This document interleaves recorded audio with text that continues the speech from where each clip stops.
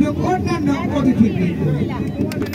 সম্মানিত দর্শক, সকালে জি স্যার, এ পর্যায়ে সম্মানিত দর্শক আমরা দেখতে পাচ্ছি পর্যায়ে শান্তির প্রতীক পায়রা চৌধুরী আমাদের যা হোক আবার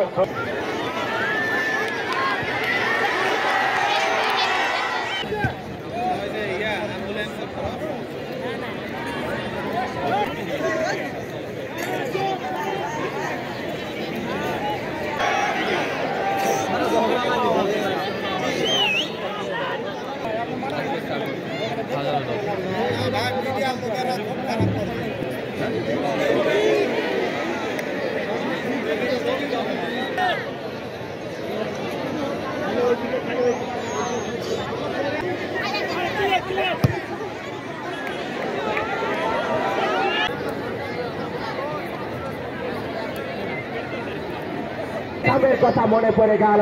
অনেক দূর থেকে কিন্তু একটি ঘূর্ণয়মানকে আমি অভিনন্দন জানাচ্ছি।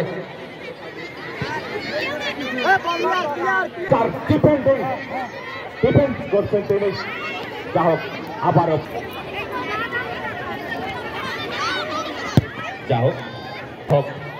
আবারও মাঝমাঠ থেকে ওখানে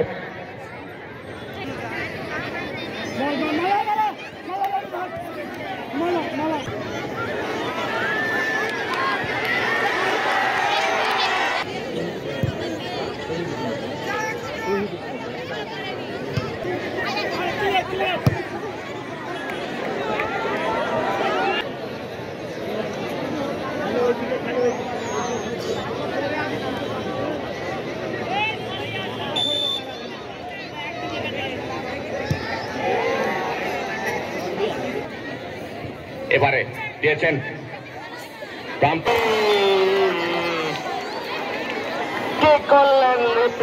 একটির পর একটি আক্রমণ এবং পাল্টা আক্রমণের মধ্য দিয়ে এই শ্বাসরোধ মাঝমাঠ থেকে বল দখলের লড়াই আবারও কিন্তু মারমা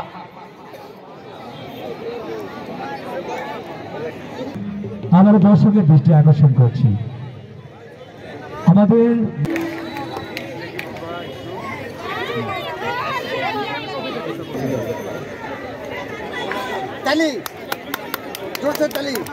অনুষ্ঠানের প্রধান অতিথি এবং বিশেষ অতিথি সকলকে করতালির মাধ্যমে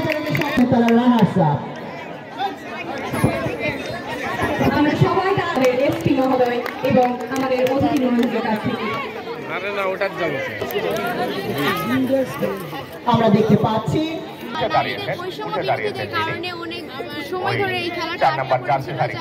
এতদিন পরে নতুন করে খেলাটা শুরু করা হয়েছে এবং এই খেলাটা শুরু হওয়ার জন্য নারীরা অনেক আনন্দিত এবং অনেক উৎসাহিত।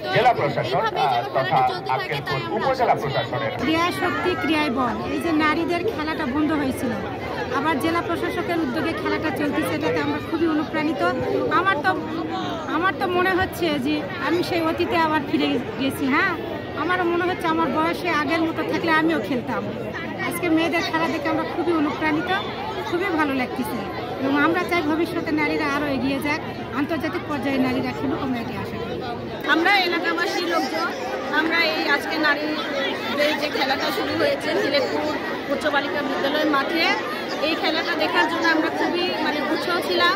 আজকে সেই খেলাটা হচ্ছে, আজকে আমাদের বাচ্চারা বা বৃদ্ধ শিশু থেকে শুরু করে সবাই দেখছে, অনেক ভালো লাগতেছে।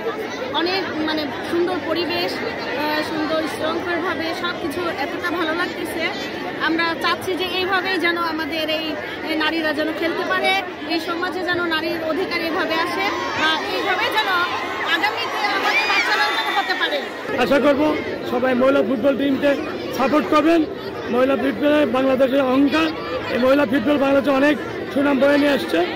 আমরা আশা করব এই মহিলা ফুটবল টিম জানি সবাই অত্যন্ত শক্তিশালী দুটি দল, জয়পুরহাট জেলা নারী ফুটবল দল এবং ঢাকা জেলা নারী ফুটবল দলের মধ্যে খেলা অনুষ্ঠিত হচ্ছে। যা হোক, দ্বিতীয়ার্ধের খেলা এখন শুরু হচ্ছে। আমি সম্মানিত যারা দর্শক আছেন, খেলোয়াড় ছাড়া যারা আছেন, তাদেরকে মাঠ ত্যাগ করার জন্য বিনীত অনুরোধ জানাচ্ছি। আমরা দেখতে পাচ্ছি মঙ্গলবাড়ি ফুটবল একাডেমির সম্মানিত প্রতিষ্ঠাতা পরিচালক জনাব মোহাম্মদ ইয়াসির আরাফাত আকাশ এবং জয়পুরহাট জেলা রেফারি সমিতির সদস্য। এই মাঠে ম্যাচ খেলতে এসে ভালো লাগছে। এরকম অনেক জায়গায় যদি এরকম টুর্নামেন্ট ছাড়া হয় তাহলে মানে মেয়েরাও খেলতে পারবো, যেহেতু ফ্যামিলি পার্সন সাপোর্ট করে না মেয়েদের, তো এরকম যদি টুর্নামেন্টগুলো হয় এর মাধ্যমে মেয়েরা খেলতে পারবো। বাবা মা দেখবো যে না আমার মেয়েও খেলুক, দেশের জন্য কিছু করুক। এই আর দর্শক যারা ছাদের উপরে এবং এই স্কুলের ছাদ, আপনারা সবাই তিলকপুরবাসীর প্রতি আমরা কৃতজ্ঞ এবং তাদেরকে সকলকে ধন্যবাদ জানাচ্ছি। 2025-এর এই তারুণ্য উৎসবে আজকে এই তিলকপুর উচ্চ বিদ্যালয় মাঠে আপনারা দেখলে খুব সুশৃঙ্খলভাবে এবং প্রচুর দর্শকের উপস্থিতিতে এবং তাদের স্বতঃস্ফূর্ত উপস্থিতিতে আমাদের কিন্তু প্রমিলা ফুটবল ম্যাচ খেলা হলো এবং সেই প্রমিলা ফুটবল ম্যাচে কিন্তু আমাদের জয়পুরহাটের প্রমিলা টিম কিন্তু চ্যাম্পিয়ন হয়েছে। আমরা সকলকে ধন্যবাদ জানাচ্ছি এবং যে ছোট ভুল বোঝাবুঝির কারণে এর আগে যে খেলাটি স্থগিত হয়েছিল সেটি মনে হয় নিরসন হয়ে গেছে এবং সেই থেকে আমরা আজকে আনন্দপূর্ণ পরিবেশে এই খেলা পরিচালনা হলো এবং খেলা উপভোগ করলাম। একটা আলোচিত ঘটনা ছিল কয়েকদিন মিডিয়ার মাধ্যমে দেশে এবং বিদেশে। বাংলাদেশ যে সম্প্রীতির একটি দেশ এবং আমরা যে অত্যন্ত ক্রীড়াপ্রেমিক নেশন, সেটা আমরা প্রমাণ করেছি আমাদের জেলা প্রশাসন এবং পুলিশ প্রশাসনের সার্বিক সহযোগিতায় এবং জনগণের স্বতঃস্ফূর্ত অংশগ্রহণের মাধ্যমে জয়পুরহাটবাসী আজকে সুন্দর একটি খেলা উপভোগ করেছেন এবং এটি চলমান থাকবে। আমরা সবার সহযোগিতা প্রত্যাশা করি। আমরা আইনশৃঙ্খলা বাহিনী, বাংলাদেশ সেনাবাহিনী, বাংলাদেশ পুলিশ এবং অন্যান্য সংস্থা থেকে শুরু করে ক্রীড়া সংস্থার সাথে যারা জড়িত তাদের সবাইকে আন্তরিক ধন্যবাদ জানাই এবং আক্কেলপুর উপজেলা প্রশাসন থেকে শুরু করে অন্যান্য যারা সহযোগিতা করেছেন, আমাদের পুলিশ সদস্যরা যারা সহযোগিতা করেছেন তাদের সবাইকে আন্তরিক ধন্যবাদ জানাই।